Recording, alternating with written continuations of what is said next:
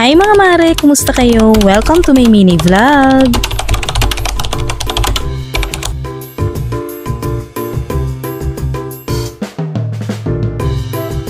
Akala ko nga makakapag-day off ako ngayong araw pero sino ba naman ako para tumanggi dahil ito nga yung gustong-gusto ko yung may ginagawa araw-araw. Ito palang order sa atin ni Ma'am Caroline na 2-5 bundle na inclusion na spaghetti, canton, 10 pieces pork barbecue, 30 pieces puto cheese, 30 pieces Shanghai, at 30 pieces na fish fillet. Sakto, naubos na pala yung gasol nating isa kaya dito na lang tayo sa kabila nagluluto. Buti na lang nga mga mare na meron tayong reserba kasi kapag ganito yung nangyayari ay may magagamit pa tayo ng isa. Bukas na lang pala ako magpapadeliver dahil na busy na nga ako maghapon dito sa isa naming tangke. Pwede naman deliver at wala palang bayad mga mare yung delivery fee. Baka kasing tangke yung gamit ko mga mare, yung isa nga ay gasol at yung isa naman ay island gas. Back to back nga dito sa aking ginagawa ay natapos ko na nga lutuin yung puto cheese dahil nakaredy naman lahat yung keso. May pa lang kasi mga mare binaback up na natin yung keso para naman pagka umaga na may pa-order tayong puto cheese ay nakaredy na nga lahat at mas mabilis na lang yung ating pagtatrabaho. Una ko palang ginawa dito sa order ni Madam ay yung una kong niluto ay yung ating puto cheese, sunod naman yung pork barbecue. Yung mabusisi rin kasi mga mare yung pork barbecue, yung pagluluto pala ng pork barbecue I mean syempre mag-iihaw-ihaw ka pa nga. Kaya dapat talaga naka-back up na lahat para kapag magluluto na lang ay mas mabilis na lang tayong gagalaw. Dali na pala maluto yung ating pansit canton gisado at nakaredy na rin pala yung bilao na gagamitin natin para dito. Ilagay ko na pala itong spaghetti dito sa ating 12 inches na bilao at sunod nito ilalagyan lang natin ng cheese at hotdog sa ibabaw. Bago ko pala talaga nilalagay yung hotdog mga mare dahil para mas presentable tingnan. Mas maganda kasi mga mare na bukod na sa masarap ay mas maganda pa at kaya-aya yung tingnan yung ating mga pagkain. Yun naman mga mare na sobrang saucy talaga nitong aming spaghetti. Di talaga tinipid sa sauce at very